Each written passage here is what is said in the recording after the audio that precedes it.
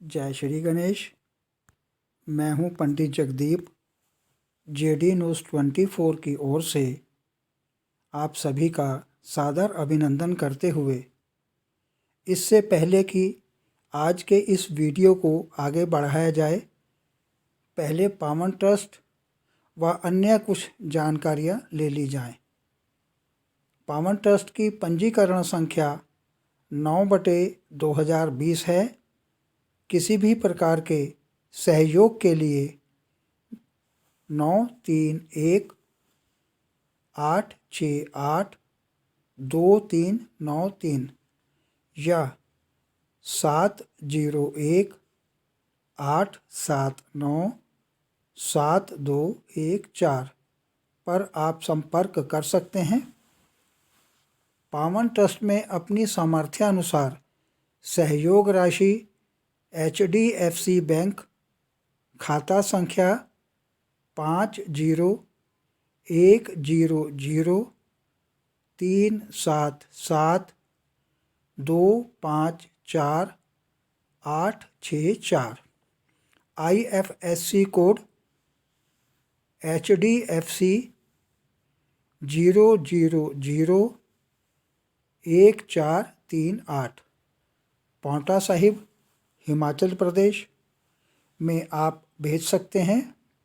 साथ ही JD news 24 के video देखने के लिए हमारे इस चैनल को सब्सक्राइब करना और बेल आइकन हिट करना न भूलें एवं वैदिक ज्योतिष शास्त्र, वास्तु शास्त्र, अंक शास्त्र, लाल किताब, सामुद्रिक शास्त्र, हस्त रेखा, जन्म कुंडली विश्लेषण व रत्नों के परामर्श हेतु आप संपर्क कर सकते हैं। हमारा संपर्क सूत्र है 9318682393। अन्य संपर्क सूत्र है 7018797214। तो इन उक्त जानकारियों के बाद अब बात करते हैं इस वीडियो के मूल विषय पर। ज्योतिष तंत्र का रहस्य व मर्म। जी, आज के इस वीडियो का यही विषय रहेगा। जीवन कुंडली में गुरु बृहस्पति की महिमा। गुरु संतति का कारक है। संतति से मिलने वाला सुख, संतति का स्वभाव, गर्भ की स्थिति आदि का गुरु मूल रूप से अत्यंत महत्वपूर्ण कारक ग्रह हैं। गुरु पंचस्तः पुत्रतः विद्या।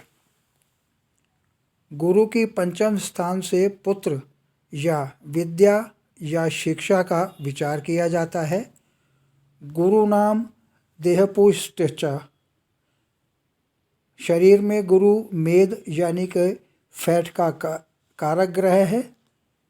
शरीर पुष्टि, स्थूलता, अति खाने से होने वाली बीमारियां आदि के रूप में गुरु का अभ्यास करना चाहिए। गुरु पुरुष ग्रह, गौर वर्ण का, शांत स्वभाव का, सद्विवेक का, प्राकृतिक रूप से शुभ ग्रह है। गुरु का संबंध यदि कुंडली से छठे, 8वें और 12वें भाव से आता है तो पेट से संबंधित समस्या खड़ी हो सकती है, जैसे कि गैस, पाचन क्रिया गड़बड़ाना, लीवर और कुंडली से संबंधित समस्याएं। गुरु ग्रह के शुभ लाभ पाने के लिए और नकारात्मक ऊर्जा को दूर करने के लिए अगर इन वस्तुओं को जल में मिलाकर स्नान किया जाए तो बहुत लाभ होता है। दमयंती के पत्र, मुलैठी, सफ़ेद सरसों, हल्दी, केसर और मालती के पुष्पों को जल में मिलाकर स्नान करने से गुरु प्रसन्न होते हैं। शनि जिस स्थान पर बैठता है उस भाव की वृद्धि करता है और जिस भाव में गुरु बैठेगा उस भाव की वह हानि करेगा। वास्तव में जब गुरु शनि के घर में होगा तब ही स्थान की हानि होगी, और शनि गुरु के घर में होगा तब उस स्थान की वृद्धि होगी। गुरु से सबसे बड़ी पॉजिटिव एनर्जी है, लेकिन उसके लिए हमें इतना सत्व गुण के नज़दीक रहना होगा, नहीं तो ये गुरु ग्रह इतना अशुभ फल देता है कि बड़े बड़े रोग जैसे कि डायबिटीज़, श्वास की तकलीफ़, थायराइड, बीपी, मोटापा इत्यादि राजयोग जैसी बीमारियां शुरू हो जाती हैं, जो मरते दम तक साथ नहीं छोड़ती। जिसका गुरु केंद्र में जल तत्व का है, उसको गुरु की महादशा में चर्बी युक्त आहार नहीं लेना चाहिए, क्योंकि आजकल शरीर के मोटापे के कारण ही ज़्यादातर स्थायी बीमारियां घर कर जाती हैं, जैसे कि बृहस्पति देव की पूजा, ताकि उनकी कृपा मिल सके। गुरुवार को चने की दाल, गुड़, पीत वस्त्र यानी पीले कपड़े, हल्दी और स्वर्ण आदि का दान किया जा सकता है। गौ और ब्राह्मणों का सहयोग करना चाहिए, यानी उनकी सेवा करनी चाहिए। बृहस्पतिवार का उपवास रखना चाहिए। इस दिन नमक का सेवन कदापि न करें। घर के पिछले हिस्से में केले का पेड़ लगाया जाना चाहिए और रोज़ प्रातः उसमें जल भी डालें। बृहस्पति के मंत्रों का जाप करें या नित्य प्रातः विष्णु सहस्त्र नाम का पाठ करना भी अत्यंत लाभकारी होता है। फलदार वृक्ष लगाने चाहिए।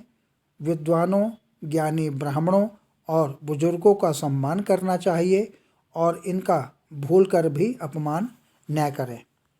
यदि बृहस्पति अशुभ हो तो गले में माला और स्वर्ण धारण नहीं करना चाहिए।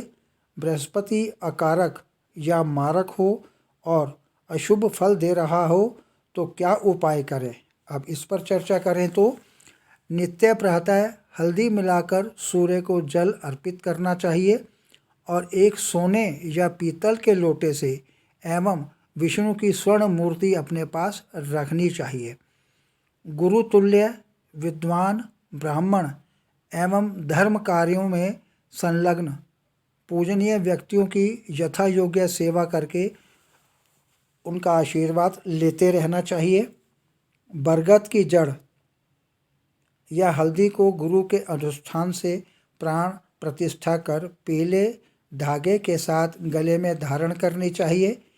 भोजन से भी हल्दी का प्रयोग अधिक करना चाहिए। नित्य सूर्योदय के पूर्व गजेंद्र मोक्ष का पाठ करना चाहिए। पीला पुखराज या टोपैज सोने में धारण करके उसे पहनना चाहिए, परंतु यह सब किसी योग्य ज्योतिषी से परामर्श करके ही धारण करें। यदि दुर्भाग्य आपका पीछा न छोड़ रहा हो तो पुराने वस्त्र पहनकर गुरुवार को किसी नदी या सरोवर पर जाएं। अपने साथ सब साफ नवीन वस्त्र भी ले जाएं। पुराने वस्त्र पहनकर नदी या सरोवर के जल से स्नान करें और पुराने वस्त्र वहीं छोड़ दें और साथ लाए दूसरे नवीन वस्त्र धारण कर लें।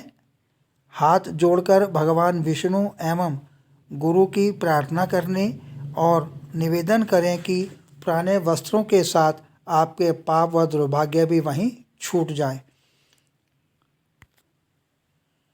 नवग्रहों में बृहस्पति को गुरु और मंत्रणा का कारण माना जाता है। पीला रंग स्वर्ण, वित्त और कोश, कानून, धर्म, ज्ञान, मंत्र, ब्राह्मण और संस्कारों को नियंत्रित करता है। शरीर में पाचन तंत्र, मेदा और आयु की वृद्धि को निर्धारित करता है। पंच तत्वों में आकाश तत्व का अधिपति होने के कारण इसका प्रभाव बहुत ही व्यापक और विराट होता है। महिलाओं के जीवन में विवाह की संपूर्ण जिम्मेदारी बृहस्पति से ही तय होती है। सामान्य व्यक्ति कैसे समझें कि बृहस्पति अशुभ है? बृहस्पति के कमज़ोर या अशुभ होने से व्यक्ति में, संतानों में या परिवार में संस्कारों की कमी होने लगती है। विद्या, शिक्षा और धन सम्मान प्राप्ति में बाधा के साथ साथ व्यक्ति को बड़ों और विद्वानों का सहयोग पाने में मुश्किलें आती हैं। व्यक्ति का पाचन तंत्र कमज़ोर होता है। कैंसर और लीवर की सारी गंभीर समस्याएं बृहस्पति ही देता है। संतान पक्ष की ओर से चिंताएं व समस्याएं भी परेशान करती हैं।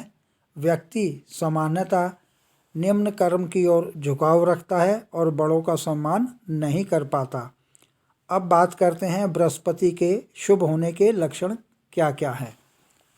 व्यक्ति विद्वान और ज्ञानी होता है। सहजता से ही मान सम्मान पाता है।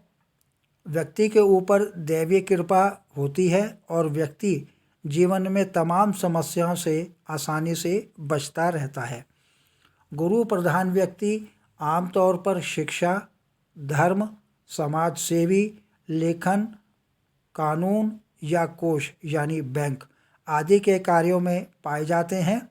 अगर बृहस्पति केंद्र में उच्च मूल त्रिकोण, मित्र ग्रही या स्वग्रही हो और पाप प्रभावों से मुक्त हो तो व्यक्ति की सारी समस्याएं हल हो जाती हैं। कभी कभी ये बलवान बृहस्पति अत्यधिक स्वाभिमानी और भोजन प्रिय भी बन जाता है। वैसे हमने गुरुओं में गुरु यानी कि बृहस्पति का बारीकी से शुभाशुभ एवं उपाय समझाने का भरपूर प्रयास तो किया है, परंतु फिर भी कोई निर्णय बिना किसी योग्य ज्योतिषाचार्य के परामर्श से न लें, यही सर्वाधिक उचित होगा। आगे प्रभु इच्छा आगामी वीडियो नए प्रसंग के संग ऑनलाइन परामर्श उपलब्ध। आगामी वीडियो नए प्रसंग के संग।